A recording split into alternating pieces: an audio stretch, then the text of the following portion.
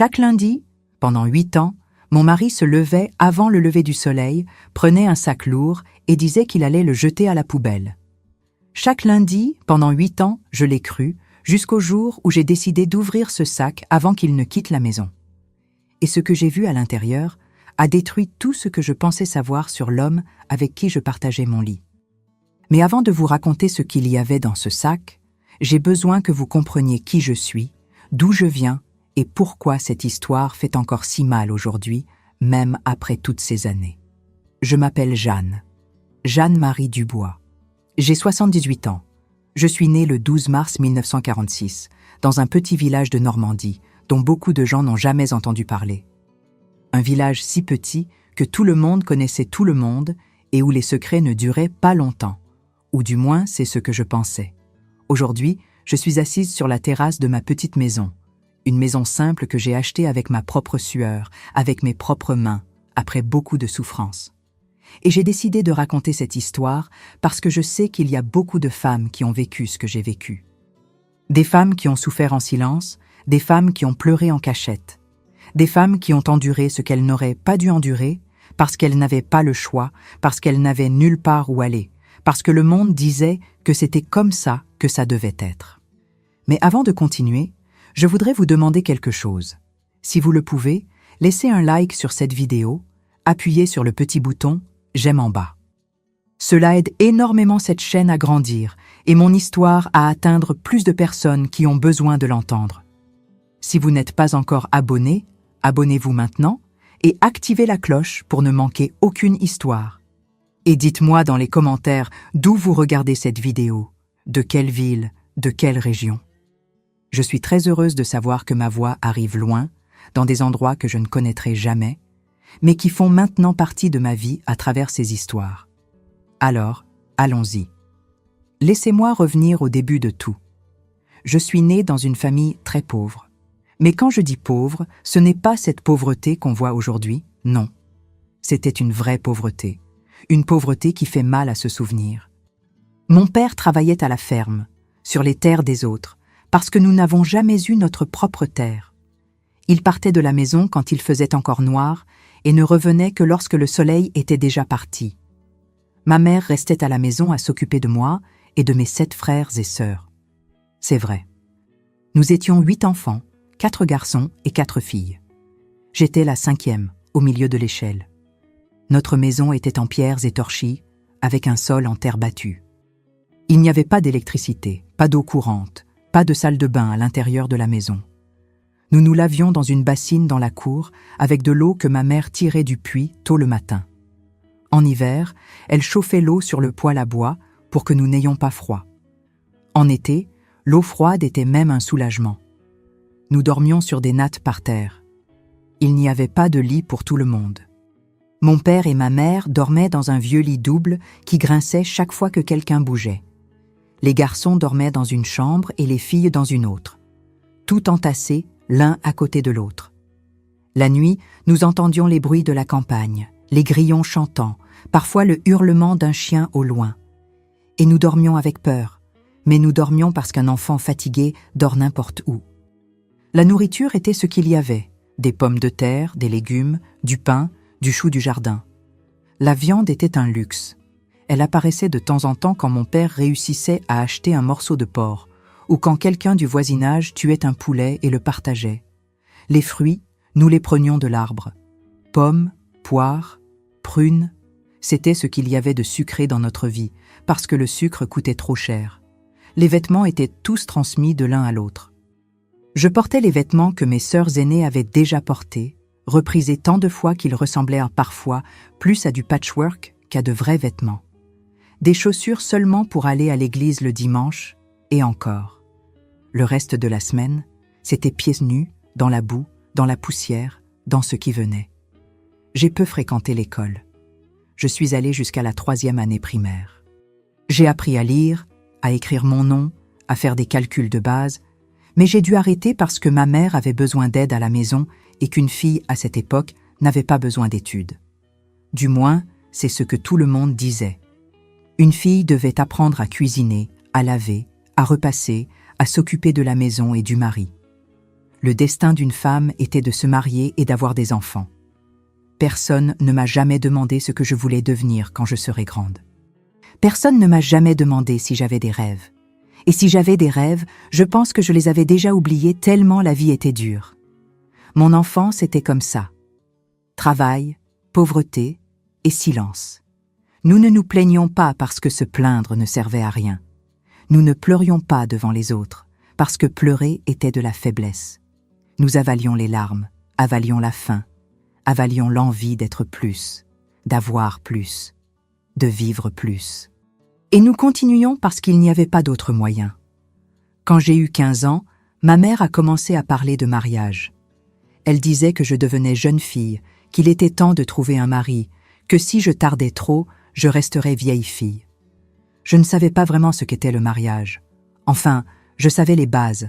C'était quand un homme et une femme allèrent vivre ensemble, avoir des enfants, construire une famille. Mais je ne comprenais pas le poids de cela. Je ne savais pas ce que cela signifiait de donner toute sa vie entre les mains d'une autre personne. Mon père avait une connaissance qui avait un fils. Il s'appelait Marcel Dupont. Il avait 7 ans de plus que moi. Il avait déjà 22 ans quand nous nous sommes rencontrés. C'était un homme grand, aux épaules larges, avec de grandes mains calleuses de travail. Il travaillait dans une briqueterie à fabriquer des briques. C'était un travail dur, sous le soleil brûlant, à porter des charges toute la journée. Mais c'était du travail. Et à cette époque, un homme qui travaillait était déjà considéré comme un bon parti. Je me souviens du jour où il est apparu chez nous. C'était un dimanche après la messe. Mon père avait convenu avec son père qu'il viendrait déjeuner avec nous. Je ne savais même pas que c'était une sorte de présentation, un arrangement. Je pensais que c'était juste une visite ordinaire. Il est arrivé avec une chemise blanche qui semblait neuve, les cheveux coiffés avec de la brillantine, des chaussures cirées. Il a salué mon père avec une poignée de main ferme, a enlevé son chapeau pour ma mère et, quand il m'a vu, il est resté à me regarder d'une manière qui m'a fait baisser les yeux. Je n'étais pas habituée à ce genre de regard. Un regard d'homme pour femme, un regard que je ne savais pas interpréter. Le déjeuner était du bœuf bourguignon, des pommes de terre, du pain. Ma mère avait fait de son mieux, avait même mis une nappe sur la table, quelque chose que nous ne faisions que les jours de fête. J'ai aidé à servir en silence, sans le regarder. Je le sentais me regarder, mais je ne levais pas la tête. Après le déjeuner, les hommes sont allés dans la cour pour discuter. Les femmes sont restées dans la cuisine à faire la vaisselle. Ma mère m'a regardée et a dit doucement « Il t'aime bien, Jeanne. Ton père a déjà parlé avec son père. Si tout se passe bien, vous allez vous marier avant la fin de l'année. » J'ai senti mon cœur se serrer. Me marier avec cet homme que je ne connaissais même pas. Mais je n'ai rien dit. Je ne disais jamais rien. La volonté des parents était la loi et désobéir était un péché. Dans les mois qui ont suivi, Marcel est venu chez nous tous les dimanches, toujours avec la même chemise blanche, toujours avec les cheveux coiffés, toujours avec ce regard que je ne pouvais pas déchiffrer.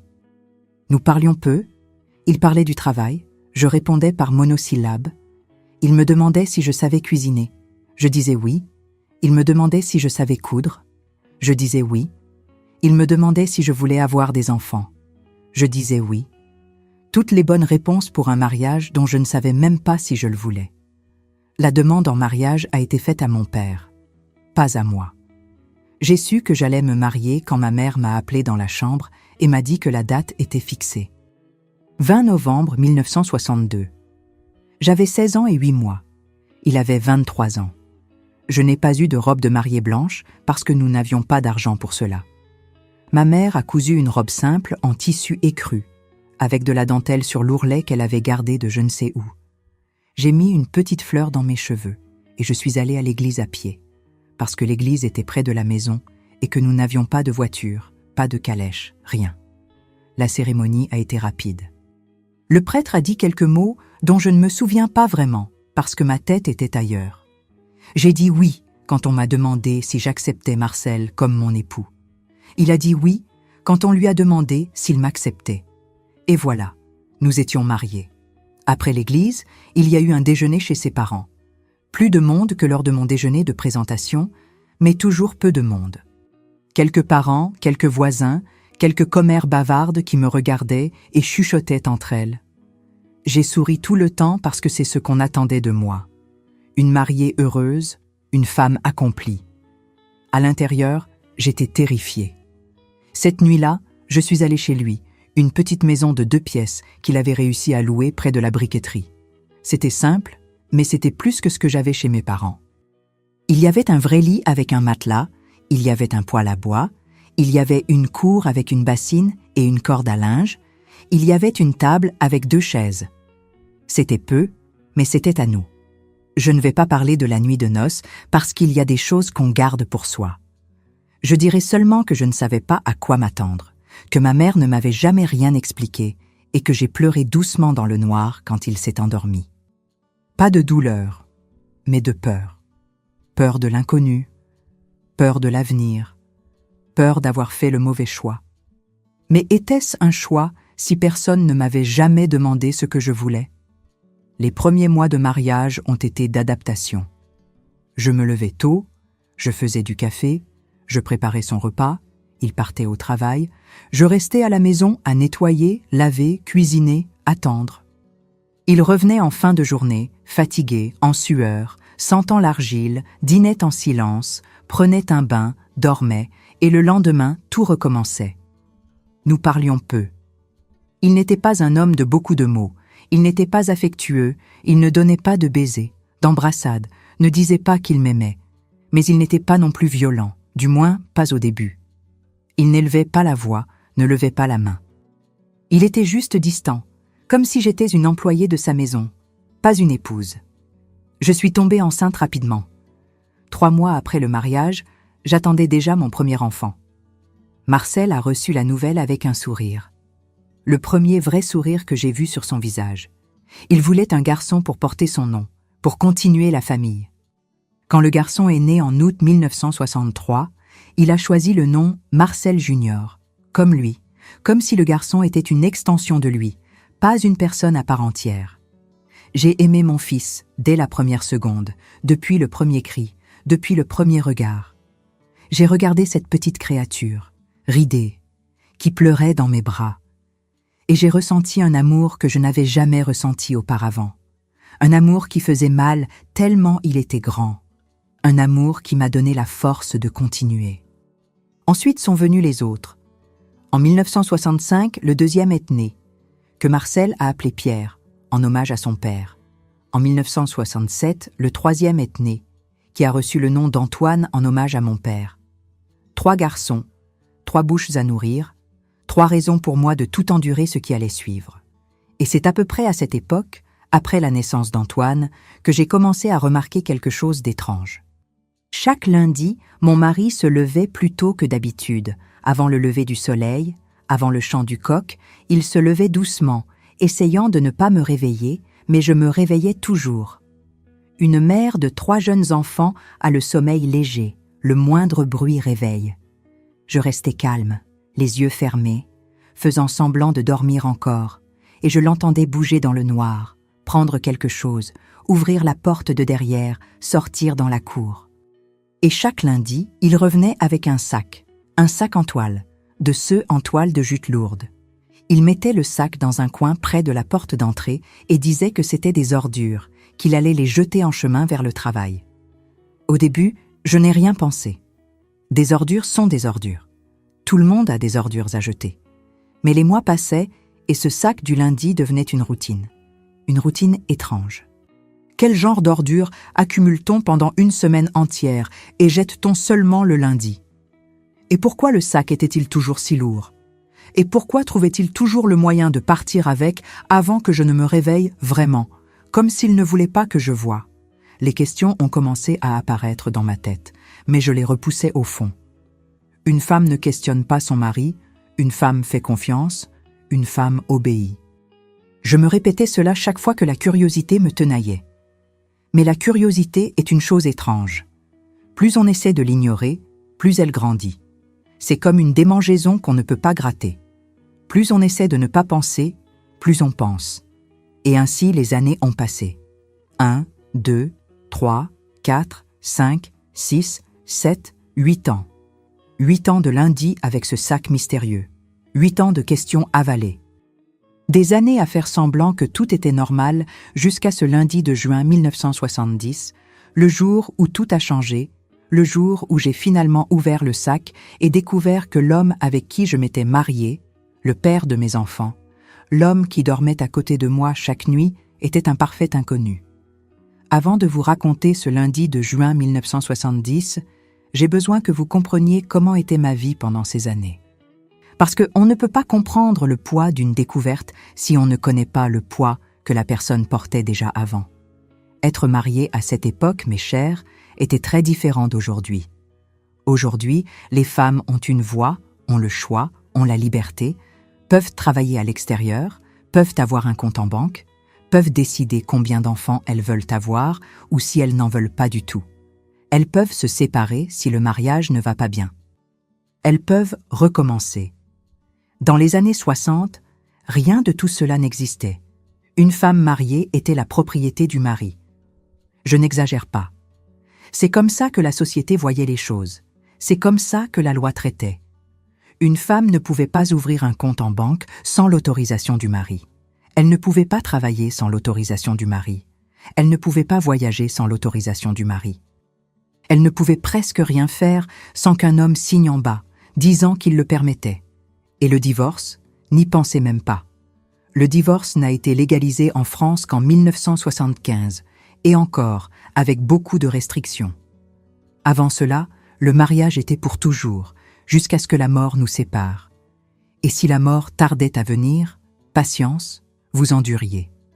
Donc, quand je me suis mariée avec Marcel, je savais que c'était pour la vie. Il n'y avait pas de retour en arrière, pas de seconde chance.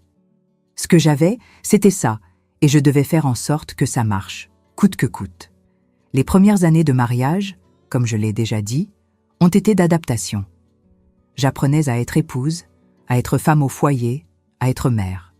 Tout en même temps, tout très vite, tout sans manuel d'instruction. Ma mère m'avait enseigné les bases, comment faire des pommes de terre, comment assaisonner les légumes, comment laver le linge dans la bassine, comment repasser avec un fer à braise. Mais les choses qui comptaient vraiment, les choses à l'intérieur du mariage, personne ne me les avait enseignées. J'ai appris seule, dans la surprise, dans l'erreur, dans la douleur. Marcel, dans les premiers temps, était un mari ordinaire pour l'époque, travailleur, sérieux, silencieux. Il n'était pas affectueux, mais il ne maltraitait pas non plus. Il rentrait à la maison fatigué, voulait de la nourriture sur la table et du silence pour se reposer. J'ai vite appris ce qu'il aimait et ce qu'il n'aimait pas. J'ai appris à ne pas faire de bruit quand il arrivait.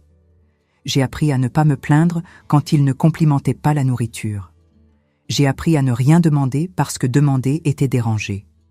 J'ai appris à exister autour de lui, comme une ombre qui ne fait pas de bruit. Quand Junior est né en 1963, j'ai pensé que les choses allaient changer. J'ai pensé qu'avoir un fils allait attendrir son cœur, allait nous rapprocher, allait créer une vraie famille. Et au début, il semblait que oui. Il prenait le garçon dans ses bras, caressait sa petite tête, souriait d'une manière que je n'avais jamais vue. Je regardais cette scène et mon cœur se remplissait d'espoir. Peut-être que ça allait marcher, peut-être qu'on allait être heureux. Mais l'espoir a duré peu de temps. Quand Junior a eu environ 6 mois, Marcel a commencé à changer. Ce n'était pas un changement brusque de ceux qu'on remarque du jour au lendemain. C'était progressif, lentement, comme une plante qui se fane sans qu'on sache pourquoi. Il est devenu plus silencieux, plus distant, plus absent. Il rentrait du travail et me regardait à peine le fils. Il dînait en silence, fumait une cigarette dans la cour, allait dormir. Les week-ends qu'il passait avant à la maison, il a commencé à sortir. Il disait qu'il allait voir des amis, jouer aux cartes, boire un verre au bar. Il rentrait tard, parfois sentant l'alcool, parfois sentant le parfum, du parfum de femme. La première fois que j'ai senti cette odeur, j'ai fait semblant de ne pas la sentir. Je me suis convaincue que c'était mon imagination, que c'était l'odeur de la fumée de cigarette mélangée à quelque chose, que c'était n'importe quoi sauf ce que je pensais, parce que je ne pouvais pas penser à ça. Penser à ça, c'était admettre que mon mariage avait un problème. C'était admettre que mon mari n'était peut-être pas l'homme que je pensais qu'il était. C'était admettre que j'avais peut-être fait une erreur et je ne pouvais pas avoir fait une erreur. Parce que si j'avais fait une erreur, qu'est-ce que j'allais faire? Où est-ce que j'irais? Avec un petit enfant dans les bras, sans études, sans travail, sans argent, sans rien. Alors j'ai avalé. J'ai avalé la méfiance, j'ai avalé la douleur, j'ai avalé l'odeur de parfum et j'ai continué. En 1965, je suis tombée enceinte de Pierre. La grossesse a été difficile. J'étais malade tout le temps, je vomissais tout ce que je mangeais. J'ai maigri au lieu de grossir.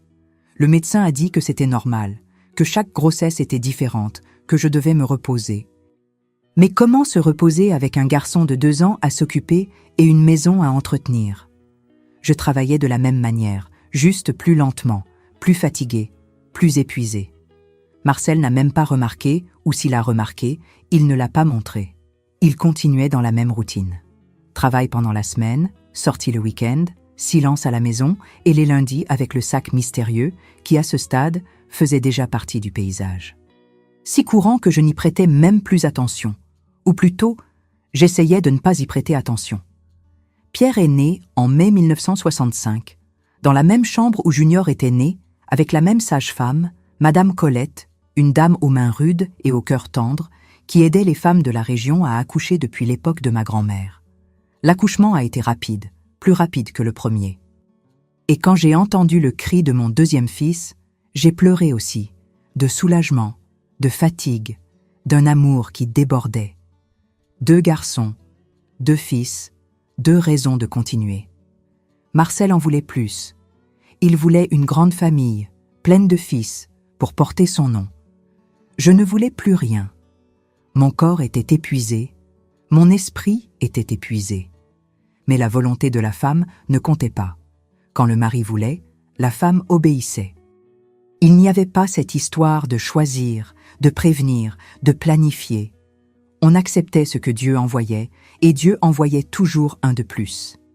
En 1967, Antoine est arrivé, mon Benjamin, mon garçon aux grands yeux et au sourire facile. Il est né en mars, au début de l'automne, quand les feuilles des arbres commençaient à changer de couleur. Je me souviens de regarder par la fenêtre de la chambre, avec lui qui tétait à mon sein, et de voir les feuilles jaunes et rouges tomber doucement et de penser que la vie était comme ça. Les choses naissent, grandissent, changent de couleur et un jour tombent. Tout passe, tout change, rien ne reste. Je ne savais pas encore à quel point cette réflexion allait avoir du sens après. Avec 3 jeunes enfants, ma vie est devenue un tourbillon. Je me levais avant le soleil pour faire du café, préparer les enfants, ranger la maison. Je passais la journée à laver le linge, cuisiner, nettoyer, m'occuper des pleurs, de la faim, des disputes entre frères. Je dormais après minuit, quand je réussissais à dormir, parce qu'il y avait toujours un garçon qui se réveillait avec un cauchemar, avec soif, avec de la fièvre, avec peur du noir. J'étais épuisée d'une manière qui allait au-delà du corps. J'étais épuisée de l'âme. Et Marcel? Marcel continuait comme d'habitude. Il travaillait, rentrait, mangeait, dormait, sortait le week-end. Sa vie n'a pas changé avec les enfants. Il ne se levait pas au milieu de la nuit pour changer les couches. Il ne restait pas à la maison quand un garçon tombait malade. Il ne renonçait à rien. Les enfants étaient ma responsabilité, ainsi que la maison, la nourriture, les vêtements, tout. Il travaillait et rapportait de l'argent. C'était son rôle. Le reste était pour moi. Et l'argent, d'ailleurs, n'était jamais suffisant. La briqueterie payait peu, et avec 3 enfants, les dépenses ne faisaient qu'augmenter. Lait, médicaments, vêtements, chaussures, nourriture, tout coûtait. Et l'argent finissait avant la fin du mois. J'ai appris à faire des miracles avec peu. J'ai appris à cuisiner avec ce qu'il y avait, à raccommoder les vêtements jusqu'à ce que ce ne soit plus possible, à inventer des jouets avec des déchets pour que les enfants n'aient rien à Noël. Je cousais pour l'extérieur pour gagner quelques sous, je lavais le linge pour la voisine, je faisais des gâteaux d'anniversaire sur commande, tout en cachette de Marcel, parce qu'il n'aimait pas que je travaille. Il disait qu'un homme qui laisse sa femme travailler est un homme qui ne peut pas subvenir aux besoins de sa famille. Et il avait de la fierté, beaucoup de fierté. Trop de fierté pour accepter de l'aide. Trop de fierté pour admettre que l'argent ne suffisait pas. Mais je savais qu'il ne suffisait pas. Je voyais les factures s'accumuler, le carnet de crédit du magasin plein de dettes, l'épicier demandant quand nous allions payer. Et je me demandais doucement, dans le silence de ma tête, où va l'argent? Parce que ça ne collait pas, les comptes ne collaient pas. Il travaillait, il recevait, mais il n'y avait jamais de surplus. Et parfois il en manquait beaucoup. Et je restais sans comprendre comment un homme travailleur, qui ne buvait pas trop, qui ne jouait pas, qui n'avait pas de vice visible, pouvait gagner si peu et dépenser autant. La réponse, j'allais découvrir, était dans ce sac. J'ai déjà mentionné le sac du lundi, mais laissez-moi mieux expliquer comment cette routine fonctionnait. Chaque lundi, sans exception, Marcel se levait plus tôt que d'habitude. Normalement, il se levait à 5 heures du matin, mais le lundi, il se levait à 4h30, quand il faisait encore noir, quand les coqs n'avaient même pas encore chanté. Il se levait doucement, avec précaution pour ne pas trop bouger dans le lit, et allait au fond de la maison. J'entendais ses pas sur le plancher, j'entendais la porte de la cuisine s'ouvrir, j'entendais des bruits que je ne pouvais pas identifier. Environ 10 minutes plus tard, il revenait avec un sac en toile de jute, de ceux pour garder les provisions, fermé avec un nœud serré, lourd.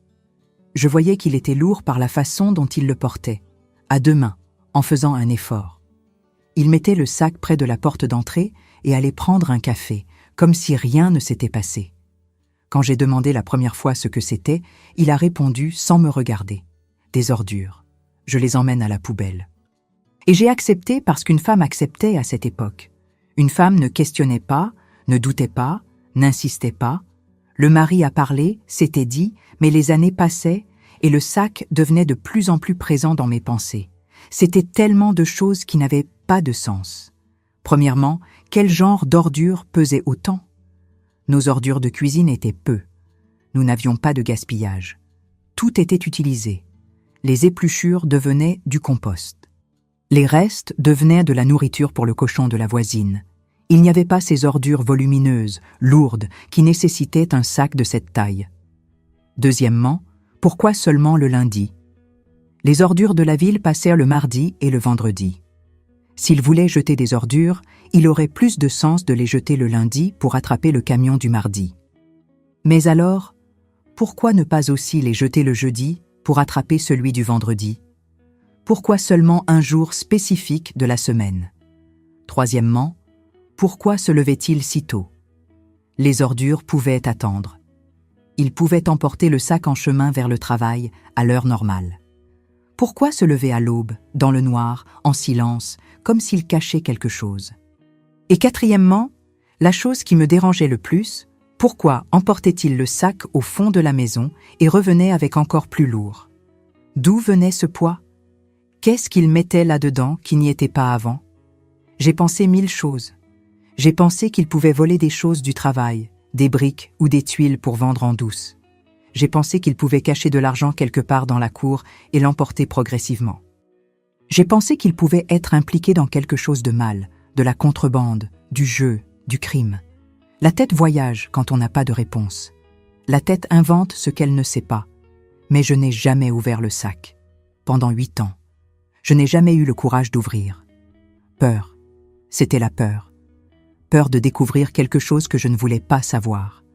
Peur de détruire l'illusion que j'avais encore que mon mariage était normal. Peur de confirmer les soupçons que je repoussais au fond de mon esprit. Peur de devoir prendre une décision si je découvrais quelque chose de mal. Parce que prendre une décision signifiait changer. Et changer signifiait risquer. Et risquer avec 3 jeunes enfants était quelque chose que je ne pouvais pas me permettre de faire. Alors j'ai avalé ça aussi. J'ai avalé la curiosité, j'ai avalé la méfiance, j'ai avalé l'envie de savoir et j'ai continué à faire semblant que tout était normal. Mais la vie, mes chers, a une façon de nous pousser vers la vérité, même quand on ne veut pas, même quand on fait tout pour fuir. En 1970, quelque chose a changé en moi. Je ne sais pas expliquer exactement quoi. Peut-être était-ce l'accumulation d'années de doute, peut-être était-ce un courage qui est apparu de je ne sais où, peut-être était-ce le fait que mes garçons grandissaient et que je commençais à me demander quel exemple je leur donnais. Quel genre de femme étais-je? Une femme qui accepte tout en silence? Une femme qui fait semblant de ne pas voir? Une femme qui a peur même de regarder dans un sac? Je ne voulais pas être cette femme. Je ne voulais pas que mes fils voient leur mère comme une personne faible, soumise, aveugle. Je voulais être forte, je voulais être courageuse. Je voulais être le genre de femme qui affronte la vérité, même si la vérité fait mal. Et c'est avec cette pensée que je me suis réveillée ce lundi de juin 1970. Il faisait froid, un froid humide, de fin d'automne, de ceux qui entrent dans les os. J'avais mal dormi. Les garçons avaient la toux et se sont réveillés plusieurs fois pendant la nuit. Quand j'ai senti Marcel se lever, à 4h30, comme toujours, j'étais déjà réveillée, regardant le plafond sombre. J'ai entendu ses pas sortir de la chambre, j'ai entendu la porte de la cuisine s'ouvrir, j'ai entendu les bruits habituels, les bruits que j'avais appris à ignorer. Et alors, j'ai pris une décision. Aujourd'hui, je vais voir ce qu'il y a dans ce sac. Mon cœur s'est emballé rien qu'à y penser. Mes mains ont commencé à transpirer. J'ai senti un nœud dans la gorge, une envie d'abandonner, de faire semblant de dormir, de laisser ce lundi passer comme tous les autres. Mais non, cette fois, j'allais avoir du courage. J'ai attendu qu'il retourne dans la cuisine pour prendre un café. Je me suis levée doucement, j'ai mis un châle sur mes épaules à cause du froid et je suis allée vers la porte d'entrée où il avait laissé le sac. Il était là, comme toujours, un sac en toile de jute fermé avec un nœud appuyé contre le mur, lourd. J'ai regardé en arrière pour m'assurer qu'il était encore dans la cuisine. J'entendais le bruit de lui bougeant les choses, réchauffant le café sur le poêle. J'avais quelques minutes, peu de minutes. Mes mains tremblaient quand je me suis penchée pour défaire le nœud.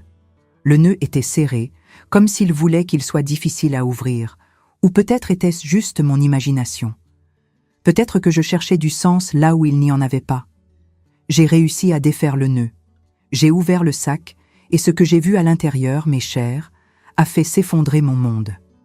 Ce n'était pas des ordures, ce n'était pas des briques volées, ce n'était pas de l'argent caché, c'était des vêtements. Des vêtements d'enfants, des vêtements de petites filles, une petite robe en dentelle, des petites chaussures de poupée, des chaussettes à froufrou, des nœuds pour les cheveux, tout neuf, tout emballé avec soin, tout sentant le savon de bébé. J'avais 3 filles, 3 fils garçons. Je n'avais jamais acheté de vêtements de filles de ma vie. Et là, dans ce sac que mon mari emportait chaque lundi depuis 8 ans en disant que c'était des ordures, il y avait un trousseau complet d'un enfant qui n'était pas le mien. Je n'ai pas pu bouger, je n'ai pas pu respirer. Je suis restée là, agenouillée par terre, avec ces petits vêtements dans les mains, sentant le monde tourner autour de moi. Et c'est à ce moment que j'ai entendu sa voix derrière moi. « Qu'est-ce que tu fais, Jeanne ?» Mon sang s'est glacé. Tout mon corps s'est paralysé. J'ai fermé les yeux, voulant que ce soit un cauchemar, voulant me réveiller dans mon lit et découvrir que rien de tout cela n'était réel, mais c'était réel. Tout était réel. Et ma vie à ce moment s'est divisée en 2 parties. Avant d'ouvrir le sac, et après. « Qu'est-ce que tu fais, Jeanne ?» Sa voix a coupé le silence comme une lame. Une voix que je connaissais depuis des années, que j'entendais tous les jours, mais qui à ce moment a sonné comme la voix d'un étranger, froide, dure, avec un ton que je n'avais jamais entendu auparavant. Un ton qui m'a fait ressentir une vraie peur. Je suis restée agenouillée par terre, avec les petits vêtements de fille dans les mains, sans pouvoir bouger. Mon corps n'obéissait pas. Mes jambes étaient devenues de pierre, mes bras étaient devenus de plomb, mon cœur battait si fort que j'ai pensé qu'il allait l'entendre, qu'il allait entendre chaque battement accéléré et connaître l'ampleur de mon désespoir. Je n'ai pas répondu. Je ne pouvais pas répondre. Les mots avaient disparu de ma bouche, avaient fui de ma tête. Tout ce qui existait à ce moment était le poids de ses vêtements dans mes mains et le poids de son regard dans mon dos. Il s'est approché. J'ai entendu les pas sur le plancher, chacun plus lourd que l'autre. Il s'est arrêté derrière moi, si près que je pouvais sentir la chaleur de son corps, l'odeur de café qu'il venait de boire. Et alors il a parlé à nouveau, cette fois plus bas, presque dans un murmure. J'ai demandé « Qu'est-ce que tu fais ?» C'est le murmure qui m'a donné des forces, parce que ce n'était pas un murmure d'inquiétude, ce n'était pas un murmure de quelqu'un qui veut t'expliquer. C'était un murmure de menace, de quelqu'un qui est en colère, de quelqu'un qui a été pris en train de faire quelque chose de mal et qui essaie de retourner la situation en mettant la faute sur celui qui a découvert. Et j'ai pensé, La faute n'est pas la mienne. La faute n'a jamais été la mienne. Je n'ai rien fait de mal. J'ai juste ouvert un sac. C'est lui qui doit expliquer. Cette colère m'a donné du courage. Un courage que je ne savais pas que j'avais. Un courage qui est venu d'un endroit profond, un endroit que j'avais oublié qui existait. Le courage d'une femme qui n'en peut plus d'avaler.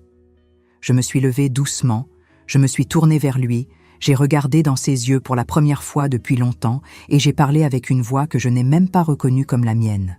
Une voix ferme, une voix qui ne tremblait pas. Des vêtements de fille, Marcel. Il y a des vêtements de filles dans ce sac? Des vêtements de filles qui ne sont pas pour nos fils. Alors explique-moi à qui sont ces vêtements. Il n'a pas répondu tout de suite. Il est resté à me regarder avec une expression que je ne pouvais pas déchiffrer. Surprise, colère, peur, peut-être un peu de tout. Il ne s'attendait pas à ce que je le confronte. Il ne s'attendait pas à ce que j'aie le courage de demander.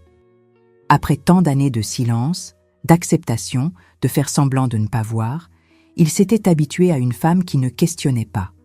Et maintenant, cette femme était debout devant lui, exigeant des réponses. Les secondes passaient, semblaient des heures. Le silence était si lourd que je pouvais presque le toucher. Et alors, il a fait quelque chose que je n'attendais pas. Il a haussé les épaules. Il a simplement haussé les épaules, comme si je lui avais demandé l'heure, comme si la question n'avait aucune importance. C'est pour la fille d'un collègue de travail. Il traverse une période difficile. Je l'aide quand je peux. Satisfaite, le mensonge était si évident qu'il m'a donné la nausée parce que je connaissais Marcel. Je le connaissais depuis 8 ans. Je savais qu'il n'était pas un homme généreux, qu'il n'était pas un homme à aider les autres, qu'il n'était pas un homme à se soucier du fils d'un collègue. Il se souciait à peine de ses propres fils. Il allait dépenser de l'argent qui manquait à la maison, de l'argent que je comptais centime par centime pour acheter un trousseau pour la fille d'un collègue. Non, ça n'avait pas de sens. Rien n'avait de sens. Je l'ai regardé et j'ai dit lentement, en mâchant chaque mot, « Tu mens ». Il a fait la tête. Ses yeux se sont assombris. Sa mâchoire s'est crispée. Il a fait un pas dans ma direction et pendant 1 seconde, j'ai pensé qu'il allait lever la main. Je me suis préparée au coup, j'ai rentré les épaules, fermé les yeux, mais le coup n'est pas venu. Quand j'ai ouvert les yeux, il prenait le sac de mes mains avec force, le renouant, le jetant sur son dos. « Tu ne sais rien, Jeanne. Tu n'es qu'une femme ignorante qui n'a pas étudié, qui ne comprend rien à la vie. Reste tranquille et occupe-toi de ta maison. C'est ce que tu sais faire. » Et il est sorti. Il a claqué la porte derrière lui avec tant de force que toute la maison a tremblé. Je suis restée debout au milieu du salon, seule, avec l'écho de la porte qui claquait dans mes oreilles et l'écho de ses mots dans mon cœur. Ignorante. Femme ignorante qui n'a pas étudié. Les mots ont fait plus mal qu'une gifle, parce qu'ils étaient vrais, du moins en partie. Je n'avais pas d'études, je n'avais pas de connaissances, je ne comprenais pas beaucoup de choses. Mais je n'étais pas stupide, je n'étais pas aveugle, et je savais reconnaître un mensonge quand j'en entendais un. Ce jour-là, je n'ai rien pu faire correctement. J'ai brûlé les pommes de terre, j'ai laissé les légumes déborder, j'ai oublié d'aller chercher de l'eau au puits. Les garçons ont remarqué que j'étais étrange. Junior a demandé si j'étais malade. Pierre m'a demandé de jouer avec lui, et je n'ai pas pu. J'étais là, mais je n'étais pas là. Mon corps était dans cette maison à s'occuper des tâches, mais mon esprit était loin. Mon esprit essayait de comprendre, essayait de rassembler les pièces, essayait de trouver une explication qui avait du sens, et il n'y en avait pas. Il n'y avait pas d'explication qui avait du sens. La seule explication possible était celle que je ne voulais pas admettre, celle que j'avais repoussée au fond de mon esprit pendant 8 ans, celle qui expliquerait tout, les sorties le week-end, l'odeur de parfum, l'argent qui ne suffisait jamais, la distance, la froideur, le sac du lundi. Mon mari avait une autre femme et avec elle il avait une fille. L'idée était si douloureuse que je ne pouvais pas la traiter. C'était comme si quelqu'un avait enfoncé un couteau dans ma poitrine et le tournait lentement, déchirant tout à l'intérieur. J'ai pleuré ce jour-là. J'ai pleuré caché dans la salle de bain pour que les garçons ne voient pas. J'ai pleuré jusqu'à ne plus avoir de larmes. Et quand les larmes ont séché, il ne restait qu'un vide. Un vide énorme, glacial, qui prenait tout. Mais avec le vide est venue une décision. J'avais besoin de savoir. J'avais besoin d'être sûre. J'avais besoin de voir de mes propres yeux pour croire. J'allais le suivre. L'idée était risquée. S'il découvrait, je ne savais pas de quoi il était capable, mais je ne pouvais plus vivre dans le doute. Le doute me rongeait de l'intérieur, me détruisait lentement. Je préférais connaître la vérité, aussi douloureuse soit-elle, que de continuer à vivre dans ce mensonge. Il m'a fallu 1 semaine pour trouver le courage. 1 semaine à faire semblant que tout était normal, à le regarder et sourire comme si rien ne s'était passé, à avaler la colère et la douleur chaque fois qu'il s'approchait. Il a remarqué que j'étais différente. Je sais qu'il l'a remarqué, mais il n'a rien dit. Peut-être pensait-il que j'avais oublié. Peut-être pensait-il que j'avais accepté son explication. Peut-être pensait-il que j'étais trop stupide pour me méfier. Le samedi suivant, il a dit qu'il allait sortir.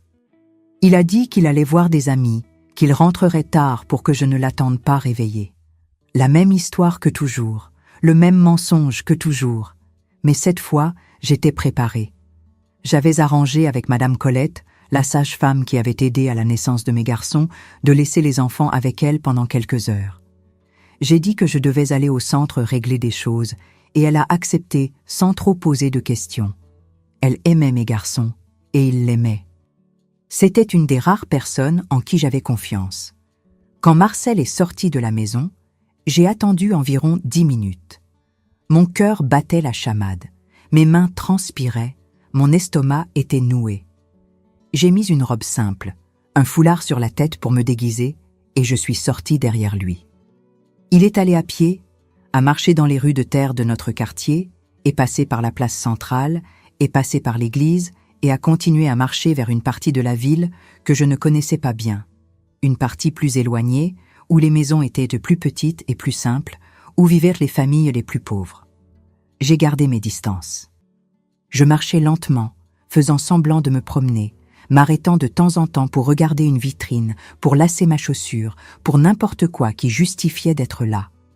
Mon cœur battait si fort que j'étais sûre que tout le monde pouvait l'entendre, mais personne ne me regardait. Personne ne se souciait d'une femme de plus marchant dans la rue un après-midi de samedi. Il a marché pendant environ 20 minutes. 20 minutes qui ont semblé 20 heures. Et puis il s'est arrêté devant une maison. C'était une petite maison, avec un toit bas, avec une seule fenêtre sur le devant. Il y avait une cour entourée d'une vieille clôture en bois, avec quelques poules picorant par terre. Il y avait un pommier dans le coin chargé de fruits. Il y avait une corde à linge avec des vêtements séchant au soleil, des vêtements de femmes, des vêtements d'enfants. Il n'a pas frappé à la porte, il n'en avait pas besoin. Il a simplement ouvert et est entré comme si c'était sa maison, comme s'il y vivait. Je suis restée de l'autre côté de la rue, cachée derrière un mur, regardant, attendant, sans savoir quoi faire. Et puis la porte s'est ouverte à nouveau et une femme est apparue. Elle était plus jeune que moi, beaucoup plus jeune. Elle devait avoir une 20aine d'années, au maximum. Elle était belle d'une manière simple, avec de longs cheveux noirs et une peau bronzée. Elle portait une robe à fleurs en coton et était pieds nus. Et dans ses bras, il y avait une petite fille d'environ 4-5 ans, avec des nœuds dans les cheveux, avec une petite robe en dentelle, la même petite robe que j'avais vue dans le sac. Marcel est apparu derrière elle. Il a mis sa main sur l'épaule de la femme, s'est penché et a donné un baiser sur le front de la petite fille. La petite fille a souri, a tendu ses petits bras vers lui et il l'a prise dans ses bras. Il l'a fait tourner dans les airs, l'a fait rire. Puis il a embrassé les deux ensemble, la femme et l'enfant, dans une étreinte que je n'avais jamais reçue de lui. J'ai tout vu. J'ai vu chaque geste, chaque sourire, chaque caresse. J'ai vu l'homme que je pensais connaître se transformer en une autre personne. Une personne qui montrait de l'affection, qui jouait, qui embrassait. Une personne qu'il n'avait jamais été pour moi. Et j'ai compris, j'ai tout compris. Il n'était pas froid parce qu'il était comme ça.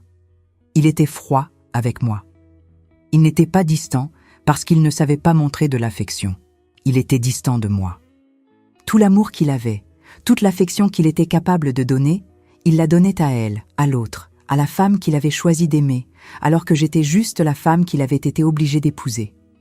La douleur que j'ai ressentie à ce moment est impossible à décrire. C'était comme si quelqu'un avait arraché mon cœur de ma poitrine et marché dessus. C'était comme si le sol s'était ouvert sous mes pieds et que je tombais dans un trou sans fin. C'était comme si tout ce que je pensais être ma vie, tout ce que j'avais construit, tout ce que j'avais supporté, était un mensonge. Un grand mensonge de 8 ans. Je ne sais pas combien de temps je suis restée là, debout, à regarder.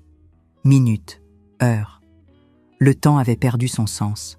Tout avait perdu son sens. Je les ai vus entrer dans la maison, j'ai vu la porte se fermer, j'ai vu les poules continuer à picorer dans la cour, comme si rien ne s'était passé. Le monde continuait à tourner, le soleil continuait à briller, la vie continuait à suivre son cours, mais ma vie s'était arrêtée. Je suis rentrée à la maison en état de choc. Je ne me souviens pas du chemin, je ne me souviens pas si quelqu'un m'a vu, je ne me souviens de rien. Je me souviens seulement d'arriver devant la maison de Madame Colette, de prendre mes fils, de remercier avec un faux sourire, de les ramener à la maison, de faire le dîner, de les coucher. Tout en automatique, tout sans ressentir. Quand les garçons dormaient, je me suis assise dans la cuisine et je suis restée à regarder dans le vide. La maison était en silence. Un silence qui pesait, qui étouffait, qui criait toutes les choses que je ne pouvais pas crier. Il avait une autre famille. Depuis combien de temps? Depuis quand? La petite fille avait environ 5 ans, donc cela faisait au moins 6 ans. 6 ans de mensonges, 6 ans de trahison. 6 ans à me réveiller à côté d'un homme qui allait dormir avec une autre. 6 ans à laver ses vêtements, faire sa nourriture, élever ses fils, pendant qu'il dépensait notre argent avec une autre femme, avec un autre enfant. Le sac du lundi était pour ça. C'était pour ça. Chaque lundi, il emportait des choses pour l'autre maison. Des vêtements, de la nourriture, de l'argent, je ne sais quoi.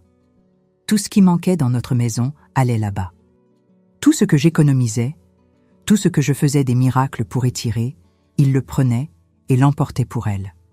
J'ai pensé à mes fils dormant dans la chambre, avec des vêtements reprisés, avec des chaussures trouées, avec des jouets de récupération, et j'ai pensé à cette petite fille en robe de dentelle, avec des nœuds dans les cheveux, avec des petites chaussures de poupée.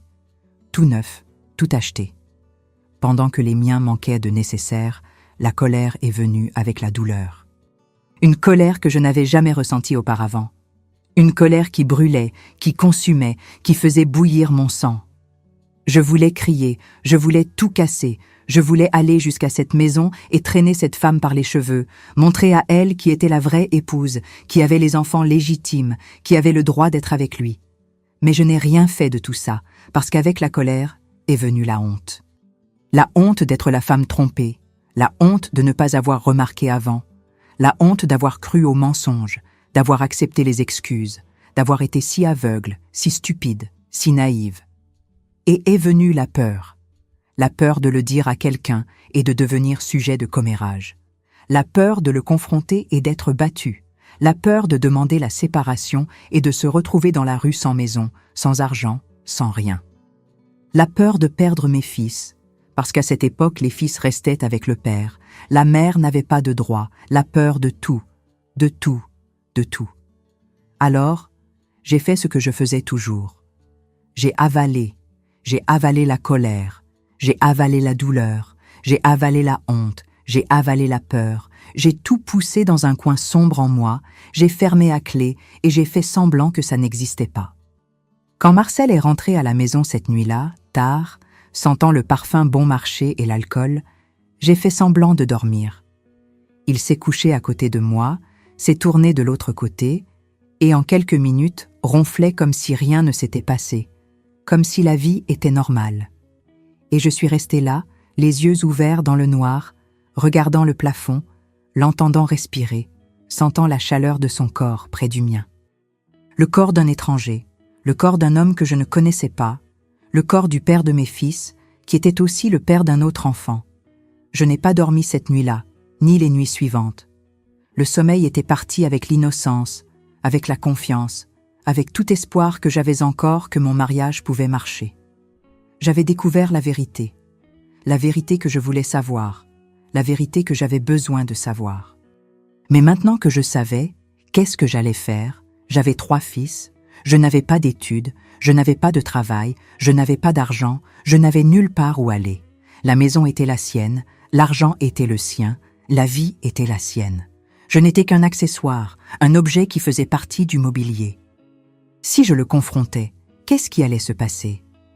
Il allait s'excuser, il allait quitter l'autre, il allait changer ou il allait me frapper, m'expulser de la maison, me laisser dans la rue.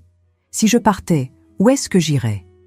Chez mes parents, qui avaient à peine de quoi manger pour eux-mêmes, avec 3 jeunes fils à nourrir? Si je racontais à quelqu'un, qui allait m'aider? L'Église allait dire de pardonner et de garder la famille. La société allait dire que j'aurais dû mieux m'occuper de mon mari. La loi allait dire que je n'avais pas de droit. J'étais prisonnière. Prisonnière dans un mariage de mensonges, dans une vie de mensonges, dans un rôle d'épouse qui ne signifiait rien. Prisonnière sans barreaux, mais prisonnière quand même. Et c'est ainsi que j'ai passé les années suivantes, sachant tout, faisant semblant de ne rien savoir. Mais ça, mes chers, c'est une douleur que je vais raconter dans le prochain chapitre, parce que j'ai besoin d'un moment pour moi. Raconter cette partie me ramène à cette rue, à cette maison, à cette scène que je n'ai jamais pu oublier. Même après tant d'années, même ayant surmonté tant de choses, il y a des blessures qui cicatrisent, mais laissent des marques pour toujours. Ma marque est ici dans ma poitrine, où mon cœur s'est brisé ce jour-là. Avez-vous déjà dû faire semblant que tout va bien quand à l'intérieur tout est brisé? Avez-vous déjà dû sourire quand ce que vous vouliez s'est écrié? Avez-vous déjà dû dire bonjour à la personne qui a détruit votre vie? Avez-vous déjà dû vous coucher à côté de quelqu'un que vous ne pouvez plus regarder dans les yeux? Eh bien, c'est ainsi que j'ai vécu pendant des années. Des années qui ont semblé des siècles. Des années qui m'ont vieilli de l'intérieur bien avant que je ne vieillisse de l'extérieur. Après ce samedi où j'ai tout vu de mes propres yeux, ma vie est devenue une mise en scène, une pièce de théâtre que j'étais obligée de jouer tous les jours, sans repos, sans intervalle, sans applaudissements. Je me levais et je mettais le masque d'épouse, je faisais du café, je rangeais la maison, je m'occupais des garçons et je faisais semblant. Je faisais semblant de ne pas savoir. Je faisais semblant que ça ne faisait pas mal. Je faisais semblant que cet homme assis à ma table, mangeant la nourriture que je faisais, était encore mon mari. Mais il n'était plus mon mari. Pas pour moi. Pour moi, il était devenu un étranger qui vivait dans ma maison. Un fantôme qui occupait de l'espace, qui faisait du bruit, qui exigeait des choses, mais qui n'existait pas vraiment. Le Marcel que je connaissais ou que je pensais connaître était mort ce jour-là. À sa place restait une coquille vide, un homme que je regardais et ne reconnaissais plus. Les premiers mois après la découverte ont été les pires. Chaque fois qu'il sortait de la maison, je savais où il allait. Chaque fois qu'il rentrait tard, je savais d'où il venait. Chaque fois qu'il arrivait avec cette odeur de parfum, je savais à qui était le parfum. Et je devais rester tranquille, je devais avaler, je devais faire semblant de ne rien remarquer. Vous n'imaginez pas ce que c'est de vivre comme ça, ce que c'est de devoir se contrôler à chaque seconde pour ne pas exploser, ce que c'est de se mordre la langue si fort que parfois je sentais le goût du sang, ce que c'est de se coucher dans le lit la nuit et de regarder le plafond, voulant pleurer, mais ne pouvant pas parce qu'il était à côté et pouvait se réveiller et demander ce que c'était. J'ai développé une capacité qu'aucune femme ne devrait avoir besoin d'avoir. La capacité de se déconnecter, de séparer l'esprit du corps, d'être présente physiquement, mais absente dans tout le reste. Quand il s'approchait de moi, je me déconnectais. Quand il voulait remplir ses devoirs de mari, je me déconnectais. Mon corps était là, mais je n'y étais pas. J'allais dans un endroit loin, un endroit dans ma tête où il ne pouvait pas m'atteindre. C'était la seule façon de survivre. Les lundis continuaient pareil. Il se levait tôt, prenait le sac et sortait. Mais maintenant je savais ce qu'il y avait dedans. Je savais où il allait. Je savais que chaque chose qu'il emportait dans ce sac était une chose qui manquait à mes fils. Et la colère que je ressentais était si grande que parfois je pensais que j'allais étouffer. Il y a eu un lundi, quelques mois après la découverte, où j'ai fait quelque chose que je n'avais jamais fait auparavant. Il est sorti avec le sac et je suis allée dans la cour, à l'endroit où il gardait les choses qu'il emportait. C'était un petit coin derrière le poulailler caché, où il y avait de vieilles caisses. J'ai ouvert les caisses et j'ai vu ce qu'ils rassemblaient pendant la semaine pour emporter le lundi suivant. Il y avait de la nourriture, des pommes de terre, des légumes, du sucre, du café, des choses que je rationnais à la maison pour durer tout le mois, des choses que je disais aux garçons qu'il n'y avait pas quand ils en demandaient plus. Ils prenaient de notre garde-manger et l'emportaient à l'autre maison. Il y avait de l'argent, pas beaucoup, mais il y en avait. Quelques billets pliés cachés au fond de la caisse. De l'argent qu'ils disaient ne pas avoir quand je demandais d'acheter des médicaments pour Pierre, qui avait une toux. De l'argent qui disparaissait du salaire et il disait qu'il l'avait utilisé pour payer des factures. Et il y avait des cadeaux, de petits jouets, des rubans pour les cheveux, une petite poupée en tissu, des cadeaux pour sa fille, la fille dont il n'a jamais nié l'existence, mais que je n'aurais jamais dû découvrir. Je suis restée là, agenouillée dans la terre, regardant ces choses, et j'ai pleuré. J'ai pleuré de colère, de tristesse, d'impuissance. J'ai pleuré parce que mes fils dormaient le ventre vide, parfois pendant qu'ils nourrissaient une autre famille. J'ai pleuré parce que je lavais ses vêtements, je faisais sa nourriture, je m'occupais de sa maison, et il me payait avec mensonges et trahison. J'ai pleuré parce que j'étais coincée dans une situation qui n'avait pas d'issue, et je ne savais pas quoi faire. J'ai pensé à tout prendre et tout jeter. J'ai pensé à brûler. J'ai pensé à le confronter quand il rentrerait du travail, lui jeter ces choses à la figure, crier tout ce que je ressentais. Mais je n'ai rien fait de tout ça parce que j'avais peur. Peur de ce dont il serait capable si je le confrontais. Peur de perdre mes fils. Peur de me retrouver dans la rue. Peur de tout. Alors j'ai remis les choses dans la caisse, j'ai arrangé comme c'était, j'ai essuyé les larmes et je suis rentrée dans la maison pour continuer à faire semblant. La vie a continué à ce rythme pendant des années. 1970 est devenu 1971. 71 est devenu 72. Et je continuais là, dans la même maison, dans le même mariage, dans le même mensonge. Les garçons ont grandi, sont allés à l'école, sont devenus des personnes. Junior avait déjà 8 ans, Pierre 6, Antoine 4. Ils étaient ma seule raison de me lever le matin, ma seule lumière dans toute cette obscurité. J'essayais de les protéger de ce qui se passait. J'essayais de ne pas me disputer avec Marcel devant eux. J'essayais de ne pas pleurer là où ils pouvaient voir. J'essayais de maintenir une apparence de normalité. Mais les enfants perçoivent les choses. Les enfants sentent quand quelque chose ne va pas, même s'ils ne savent pas expliquer quoi. Junior, qui était le plus âgé, a commencé à devenir silencieux.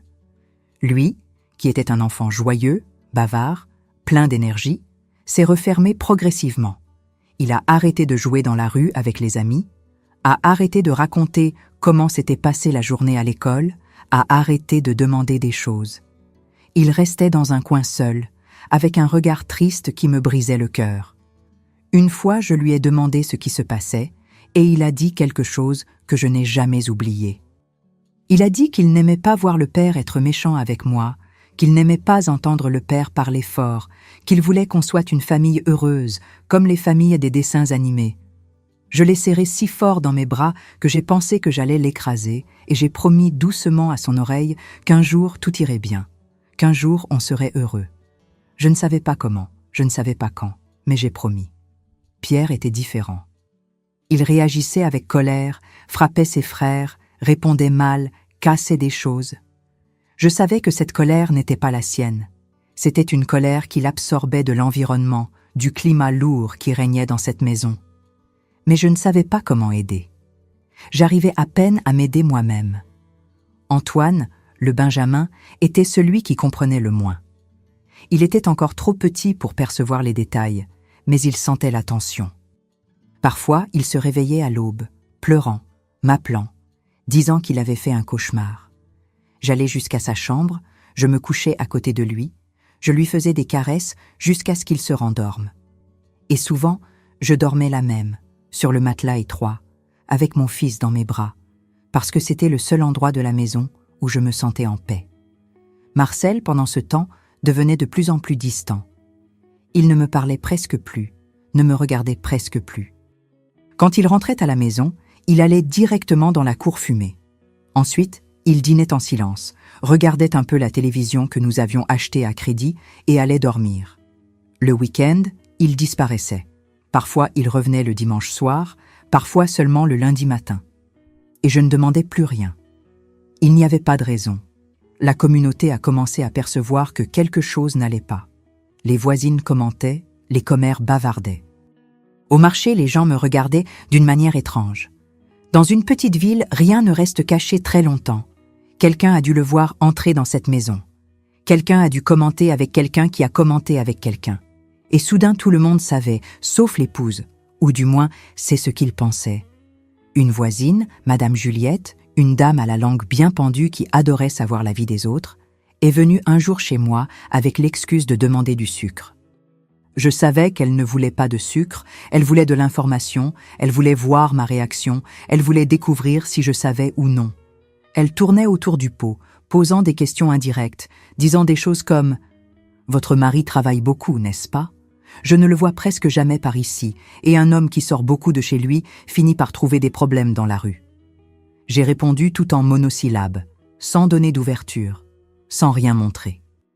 Et quand elle est partie, frustrée de ne pas avoir obtenu le commérage qu'elle voulait, j'ai fermé la porte et je me suis appuyé contre elle en tremblant. La honte d'être la femme trompée était presque aussi lourde que la douleur de la trahison. Parce qu'à cette époque, quand un homme trompait, c'était la faute de la femme. La femme n'a pas su garder son mari. La femme n'a pas pris soin de son apparence. La femme n'a pas fait ce qu'il fallait faire pour le garder à la maison. L'autre était une traînée. Oui, mais l'épouse était incompétente. C'est comme ça que la société pensait, c'est comme ça que les gens jugeaient. Je me sentais jugée tout le temps. Quand j'allais à la messe le dimanche, je sentais les regards dans mon dos. Quand j'allais au marché, j'entendais les chuchotements quand je passais. Quand les garçons revenaient de l'école, parfois ils revenaient silencieux, et je savais que quelqu'un avait dit quelque chose. Les enfants sont cruels. Les enfants répètent ce qu'ils entendent à la maison. Et ce qu'on entendait dans les maisons de cette ville, c'était que Jeanne était une pauvre femme qui n'avait pas su garder son mari. Je voulais crier à tout le monde que ce n'était pas ma faute, que je n'avais rien fait de mal, que j'étais une bonne épouse, une bonne mère, que j'avais fait tout ce que je pouvais. Mais crier n'allait servir à rien. Les gens avaient déjà formé leurs opinions. Les gens avaient déjà choisi leur camp, et leur camp n'était jamais celui de la femme trompée. La famille n'a pas aidé non plus. Je suis allée une fois chez ma mère, quand je n'en pouvais plus de garder ça pour moi seule. Je lui ai tout raconté, en pleurant, attendant une étreinte, attendant un conseil, attendant un certain soutien. Et vous savez ce qu'elle m'a dit ? Elle a dit que les hommes sont comme ça, qu'ils sont tous pareils, que mon père avait aussi ses affaires et qu'elle avait toujours fermé les yeux, parce que c'est ce qu'une bonne épouse fait. Elle a dit que je devais penser à mes fils, que les enfants ont besoin d'un père, qu'une famille brisée est une honte pour tout le monde. Elle a dit que je devais prier, demander de la force à Dieu et endurer, parce qu'une femme endure toujours. Je suis rentrée chez moi ce jour-là, plus détruite que lorsque j'étais partie. La personne que je pensais qui allait me soutenir, qui allait être de mon côté, qui allait m'aider à trouver une issue, m'a simplement dit d'accepter et de rester tranquille. Ma propre mère. Et le pire, c'est que, d'une certaine façon, je l'ai comprise. Elle n'était pas méchante, elle était réaliste. Elle me disait ce que la vie lui avait enseigné, ce que la société avait enseigné à toutes les femmes de sa génération et de la mienne. Que le rôle de la femme était de supporter, que le destin de la femme était de souffrir en silence, qu'il n'y avait pas d'autre option, mais quelque chose en moi refusait d'accepter ça. Quelque chose de petit, caché, presque éteint, mais encore vivant. Une flamme qui insistait à ne pas mourir, peu importe tout ce qui essayait de l'éteindre. Les années passaient et la situation empirait. Marcel a commencé à boire plus. Avant, il buvait seulement le week-end, mais après, il a commencé à boire pendant la semaine aussi. Il rentrait à la maison sentant l'alcool, avec les yeux rouges, avec l'humeur altérée. Et quand il buvait, il devenait agressif. Au début, c'était seulement de l'agressivité verbale. Il criait, insultait, disait des choses horribles. Il me traitait d'inutile, de laide, de stupide. Il disait qu'il m'avait épousée par pitié, que je ne valais rien, qu'il méritait mieux. J'écoutais en silence, regardant le sol, attendant qu'il se fatigue et aille dormir, et après j'allais dans la salle de bain pleurer en cachette pour que les garçons ne voient pas. Mais un jour, l'agressivité a cessé d'être seulement verbale. Je ne vais pas entrer dans les détails parce qu'il y a des choses qui font trop mal à se souvenir. Je dirais seulement qu'il y a eu une nuit où il est rentré ivre et j'étais trop fatiguée pour faire semblant que tout allait bien. J'ai dû faire une grimace, un geste, quelque chose qu'il n'a pas aimé. Et il a levé la main. La première gifle a fait moins mal au visage qu'à l'âme, parce que là j'ai réalisé que j'avais franchi une ligne sans retour. Là j'ai réalisé que l'homme avec qui je m'étais mariée, le père de mes fils, était capable de me faire mal, pas seulement avec des mots, pas seulement avec la trahison, mais avec ses propres mains. Je suis tombée par terre avec la force du coup. Il est resté debout, me regardant, comme si même lui ne croyait pas à ce qu'il avait fait. Puis il est allé dans la chambre et a dormi, me laissant là tomber, seule, dans le noir. Cette nuit-là, je n'ai pas dormi. Je suis restée assise dans le coin de la cuisine, avec un tissu mouillé sur le visage qui commençait à gonfler, pensant à ce qu'était devenue ma vie. J'avais 25 ans, seulement 25 ans. Et j'étais déjà vieille de l'intérieur, j'étais déjà morte de l'intérieur. J'ai regardé par la fenêtre et j'ai vu le ciel commencer à s'éclaircir. Un autre jour qui arrivait, un autre jour de faire semblant, d'endurer, de survivre. Combien de jours de plus allais-je tenir? Et c'est à ce moment, cette aube, en regardant le soleil se lever d'un œil qui était presque fermé, tellement il était enflé, que j'ai pris une décision. Je ne savais pas comment, je ne savais pas quand, mais un jour, j'allais sortir de cette situation. Un jour, j'allais rassembler le courage, j'allais rassembler les forces, j'allais rassembler ce qu'il fallait et j'allais partir avec mes fils vers un endroit où cet homme ne pourrait plus m'atteindre. Ce n'était pas facile. Cela a pris des années, a pris plus de douleurs, plus de larmes, plus de nuits sans dormir. Mais cette décision prise cette aube a été le début de tout. C'était la graine que j'ai plantée en moi et qui, lentement, très lentement, a grandi jusqu'à devenir une force suffisante pour changer ma vie. Mais ça, mes chers, je vais le raconter dans le dernier chapitre de cette histoire, parce que la partie la plus difficile est déjà passée, la partie la plus sombre est déjà derrière. Ce qui vient maintenant est la partie que je préfère raconter, la partie où j'ai cessé d'être victime et suis devenue survivante, la partie où j'ai pris les morceaux de ma vie et construit quelque chose de nouveau, quelque chose à moi, quelque chose que personne ne pourra jamais me prendre. J'ai passé de nombreuses années de ma vie à croire que je n'avais pas le choix, à croire que le destin d'une femme comme moi était d'endurer en silence, d'accepter ce qui venait et de prier pour que Dieu donne des forces. J'ai cru cela parce que c'est ce qu'on m'avait enseigné, c'est ce que ma mère m'avait enseigné, ce que la société m'avait enseigné, ce que la vie m'avait enseigné. Mais il y a eu un moment où j'ai arrêté de croire. Il y a eu un moment où j'ai regardé ma vie. J'ai regardé mes fils, je me suis regardée dans le miroir et je me suis dit « Ça suffit, je n'en peux plus. Je préfère mourir en essayant de changer que de continuer à vivre comme ça. » Ce moment n'est pas venu d'un coup. Il a été construit progressivement, brique par brique, douleur par douleur. Chaque larme que j'ai avalée était une brique. Chaque gifle que j'ai reçue était une brique. Chaque nuit que j'ai passée éveillée, regardant le plafond, était une brique. Et quand le mur est devenu assez haut, j'ai réalisé que ce n'était pas une prison, c'était une forteresse. Une forteresse que j'avais construite en moi sans m'en rendre compte et qui allait maintenant me protéger au moment de lutter. Après cette aube où j'ai pris la décision de partir, j'ai commencé à me préparer. Ce n'était pas une préparation rapide, ce n'était pas une préparation facile, c'était une préparation de années, faite en silence, faite dans l'ombre, faite sans que personne ne le sache. La première chose que j'ai faite a été de commencer à économiser de l'argent. Chaque centime que je réussissais à obtenir, je le cachais.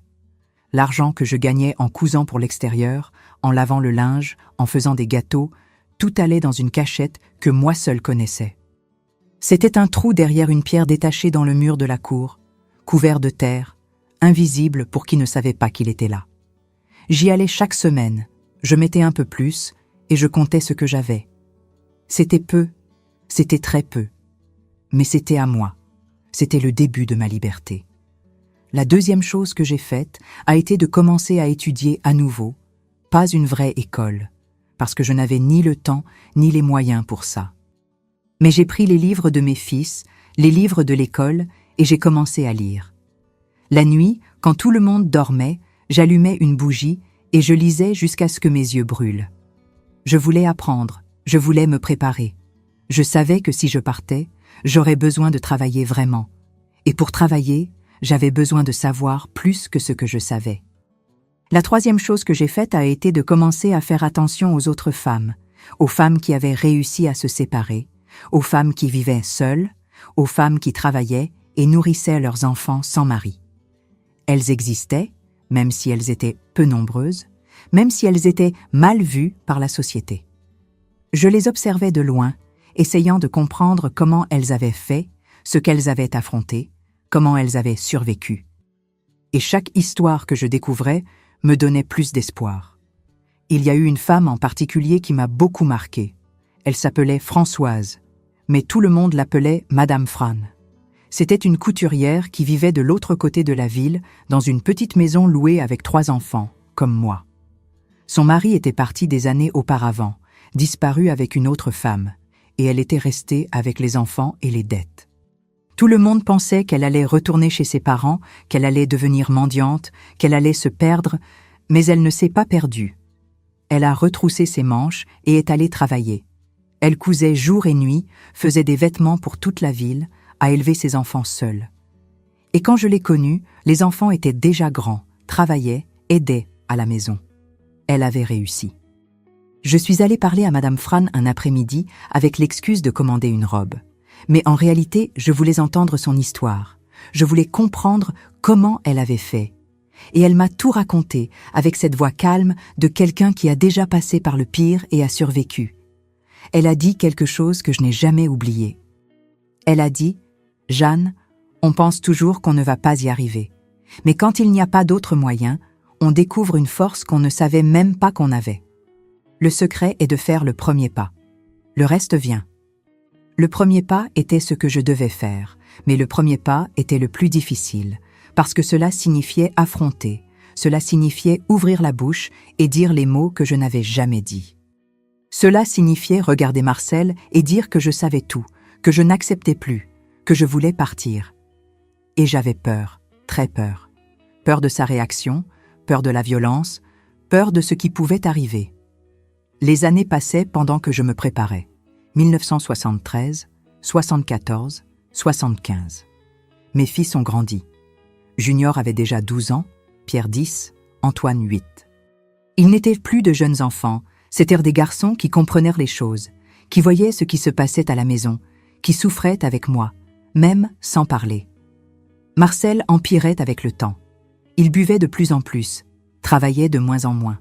Il a perdu son emploi à la briqueterie à cause de l'alcool, a trouvé un autre emploi, l'a perdu à nouveau. L'argent, qui était déjà peu, est devenu encore moins, et l'agressivité a augmenté. Ce n'était plus seulement de temps en temps, c'était toujours. N'importe quoi était un motif pour lui de crier, de m'insulter, de lever la main. J'ai appris à esquiver, j'ai appris à lire les signes, à percevoir quand il était sur le point d'exploser, à m'éloigner avant que le pire n'arrive. Mais je ne réussissais pas toujours. Parfois, il me prenait par surprise. Parfois, les coups venaient avant que je puisse réagir. Et j'allais dormir avec le corps douloureux, comptant les jours, comptant les pièces cachées dans le mur, me demandant quand ce serait suffisant, quand j'aurais le courage. En 1975, quelque chose s'est produit qui a tout changé, quelque chose que j'avais attendu pendant des années, sans même savoir que je l'attendais. Le divorce a été légalisé en France. Je me souviens du jour où je l'ai appris. Ça passait à la télévision, aux informations, et j'ai arrêté tout ce que je faisais pour écouter. Le présentateur parlait d'une nouvelle loi, la loi sur le divorce, qui permettait aux couples de se séparer légalement. Pour la première fois dans l'histoire du pays, un mariage pouvait être défait vraiment. Pas seulement une séparation de corps, mais un vrai divorce. Je suis restée paralysée devant la télévision, avec le cœur battant fort, avec les larmes coulant sur mon visage. C'était possible. C'était enfin possible. Je pouvais me séparer. Je pouvais être libre. La loi était maintenant de mon côté. Bien sûr, ce n'était pas aussi simple. La loi existait, mais il y avait encore beaucoup de restrictions, beaucoup de préjugés, beaucoup de bureaucratie. Une femme divorcée était encore mal vue, était encore jugée, souffrait encore de conséquences, mais au moins maintenant il existait un chemin légal. Maintenant j'avais un outil que je n'avais pas avant. J'ai commencé à me renseigner sur comment ça fonctionnait. Je suis allée à la bibliothèque de la ville. J'ai demandé de l'aide à une jeune fille qui y travaillait et elle m'a expliqué les bases. Elle a dit que j'aurais besoin d'un avocat, qu'il faudrait prouver certaines choses, que ça prendrait du temps. Mais c'était possible. Le problème était l'avocat. Un avocat coûtait de l'argent, et l'argent que j'avais économisé était encore peu. J'allais avoir besoin de plus de temps. Mais alors quelque chose s'est produit qui a tout accéléré. C'était une nuit d'août 1978. Marcel est rentré à la maison complètement ivre, plus ivre que je ne l'avais jamais vu. Il tenait à peine debout, trébuchait sur les meubles, parlait de façon incompréhensible. J'ai essayé de rester invisible, je suis allée dans le coin de la cuisine en attendant qu'il aille dormir. Mais il n'est pas allé. Il est venu vers moi avec une colère dans les yeux qui a glacé mon sang. Il a commencé à crier que j'étais coupable de tout, que sa vie était une catastrophe à cause de moi, qu'il avait épousé la mauvaise femme. Je suis restée silencieuse, comme je le faisais toujours, attendant que ça passe. Mais cette fois, ça n'est pas passé. Il s'est jeté sur moi avec une violence que je n'avais jamais vue. Il m'a poussé contre le mur, a mis ses mains sur mon cou, a serré. Je ne pouvais pas respirer. J'ai vu tout devenir sombre. J'ai vu de petits points de lumière danser devant moi, j'ai senti mon corps se ramollir, et alors, j'ai entendu un cri. C'était Junior, mon fils aîné, qui avait déjà 15 ans, qui était presque un homme.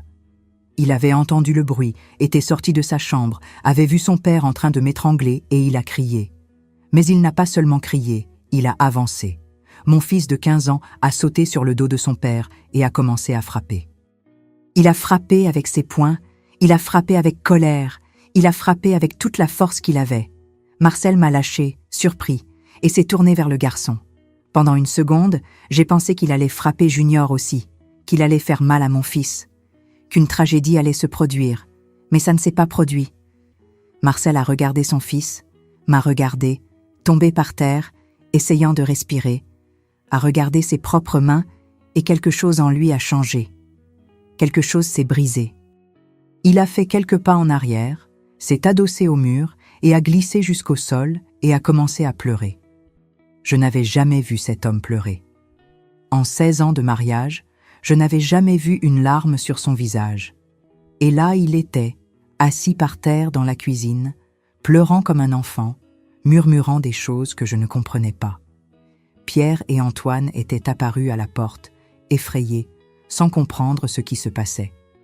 Junior était debout au milieu de la cuisine, avec les poings encore fermés, tremblant, et j'étais adossée au mur, avec les marques de ses mains sur mon cou, essayant de reprendre mon souffle. Cette nuit-là, personne n'a dormi. Marcel est resté sur le sol de la cuisine jusqu'au matin, alternant entre pleurer et rester en silence. Les garçons sont restés dans leur chambre ensemble, avec peur, et je suis restée assise sur la terrasse, regardant le noir, pensant que c'était la limite, qu'on ne pouvait pas aller au-delà de ça, que si je restais un jour de plus dans cette maison, soit j'allais mourir, soit un de mes fils allait faire une bêtise en essayant de me protéger. Et aucune de ces options n'était acceptable. Le lendemain matin, quand Marcel s'est réveillé avec la gueule de bois, sans se souvenir vraiment de ce qui s'était passé, je l'ai regardé et j'ai dit les mots que j'avais répétés dans ma tête pendant des années « Je pars et j'emmène mes fils ». Il m'a regardé sans comprendre. Il a essayé de dire quelque chose, mais je ne l'ai pas laissé. Je sais tout, Marcel. Je sais pour l'autre femme, je sais pour la fille, je sais tout. Je le sais depuis des années. J'ai enduré en silence parce que je n'avais pas le choix. Mais maintenant, j'ai le choix et je pars. Il est resté silencieux. Un silence long, lourd. Et alors, à ma surprise, il n'a pas crié, n'a pas avancé, n'a pas menacé. Il a seulement baissé la tête et a dit avec une voix fatiguée « Va alors !» C'est tout, va alors. comme si j'étais un vieux meuble dont il ne voulait plus. Comme si 16 ans de mariage, 3 fils, une vie entière ne signifiaient rien. Et peut-être que ça ne signifiait rien vraiment. Peut-être que je n'avais jamais rien signifié pour lui. Mais je ne suis pas restée à penser à ça. Je n'avais pas le temps de penser. Je devais agir. En une semaine, j'ai arrangé les choses. J'ai pris l'argent que j'avais économisé, qui n'était pas beaucoup, mais c'était quelque chose. J'ai pris les vêtements des garçons, les documents, le strict nécessaire, et je suis allée chez Madame Fran, la couturière qui m'avait inspirée des années auparavant. Elle m'a accueillie sans poser de questions, m'a donné une chambre au fond de sa maison et a dit que je pouvais rester aussi longtemps que nécessaire. Les premiers mois ont été les plus difficiles. Je n'avais pas d'emploi fixe, je n'avais pas de revenus garantis, je n'avais rien. Je cousais toute la journée, je lavais le linge pour l'extérieur, je faisais n'importe quel travail qui se présentait. Les garçons aidaient comme ils pouvaient. Junior a trouvé un travail de livreur après l'école. Pierre et Antoine faisaient de petits services dans le quartier. On rassemblait tout et ça suffisait à peine pour survivre. Mais on a survécu. On n'a pas seulement survécu, on a grandi.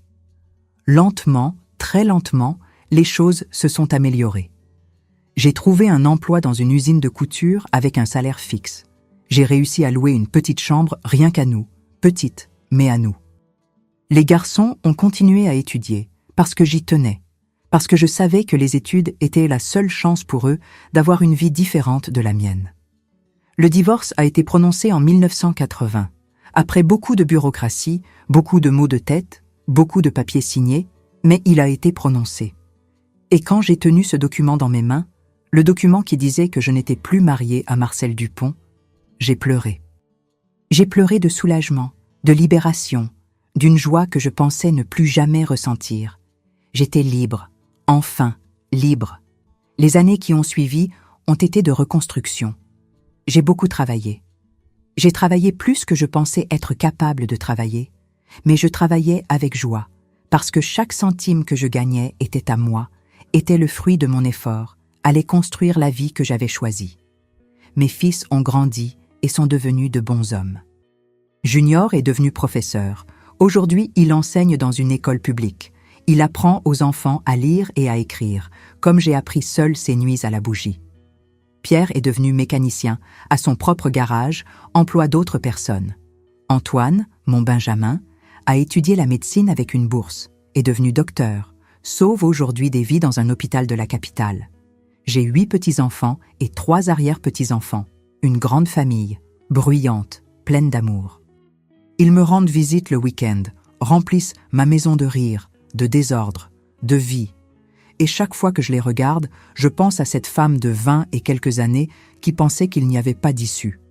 Je voudrais pouvoir remonter le temps et lui dire « Tiens encore un peu, ça va valoir la peine ». Marcel est mort en 1992, seul dans une petite chambre de pension. L'autre femme était partie des années auparavant, avait emmené la fille, avait disparu. Il a terminé sa vie comme il a vécu, seul, amer, détruit par ses propres choix. J'ai appris sa mort par une connaissance. Et vous savez ce que j'ai ressenti? Rien. Ni colère, ni tristesse, ni soulagement, juste un vide, comme s'il était déjà mort pour moi depuis longtemps. Et il l'était. Il était mort ce jour où j'ai ouvert le sac et vu les petits vêtements de fille. L'homme qui est mort en 92 était juste un étranger. L'ai-je pardonné? C'est une question qu'on me pose parfois, et la réponse est « je ne sais pas ». Je ne sais pas si ce que j'ai fait était pardonné ou si c'était simplement lâcher prise.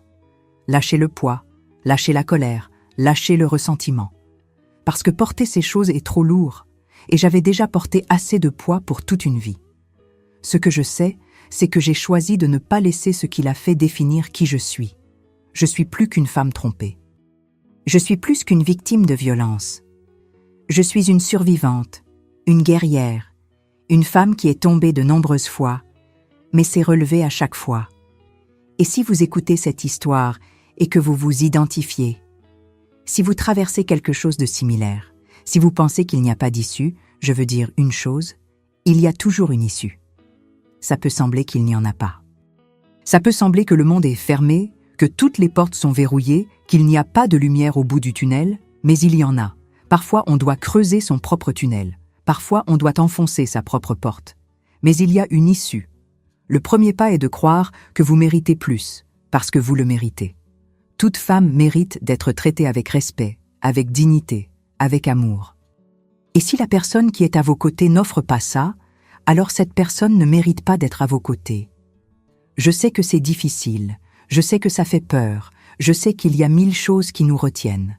Les enfants, l'argent, la famille, la société, la peur du jugement, la peur d'être seul. Je sais parce que j'ai ressenti tout ça, mais je sais aussi qu'on est plus fort qu'on ne l'imagine. On découvre une force qu'on ne savait même pas qu'on avait, quand il n'y a pas d'autre moyen. Et vous avez cette force, vous toutes. Aujourd'hui, j'ai 78 ans. J'habite dans ma petite maison que j'ai achetée avec mon propre argent, avec ma propre sueur. C'est une maison simple, mais elle est à moi. Chaque brique de cette maison représente une victoire. Chaque meuble représente une conquête. Chaque coin représente un morceau de la vie que j'ai construite après avoir décidé que je méritais plus. Je me réveille chaque jour et je remercie. Je remercie d'être en vie, d'avoir la santé, d'avoir ma famille. Je remercie pour le soleil qui entre par la fenêtre, pour le café que je fais le matin, pour l'oiseau qui chante dans la cour. Je remercie pour les petites choses, parce que j'ai appris que ce sont les petites choses qui font que la vie vaut la peine d'être vécue. Et je remercie d'avoir eu du courage, le courage d'ouvrir ce sac, le courage de découvrir la vérité, le courage d'endurer jusqu'au bon moment, et le courage de partir quand le moment est venu. Si cette histoire vous a touché, si elle vous a fait réfléchir, si elle vous a fait pleurer, alors ça valait la peine de la raconter. Parce que ma douleur devient espoir quand elle aide une autre personne. Mon histoire devient une graine quand elle plante quelque chose dans un autre cœur. Merci de m'avoir écouté jusqu'ici. Merci de m'avoir donné ce temps. Merci de faire qu'une vieille femme comme moi se sente importante, même si ce n'est que pour quelques minutes. Prenez soin de vous, mes chers. Prenez soin de vous, mes chers. Valorisez qui vous êtes.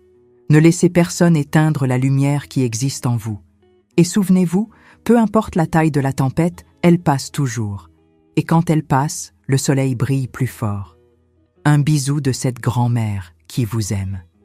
S'il vous plaît, n'oubliez pas de liker la vidéo et de vous abonner à la chaîne. À la prochaine histoire.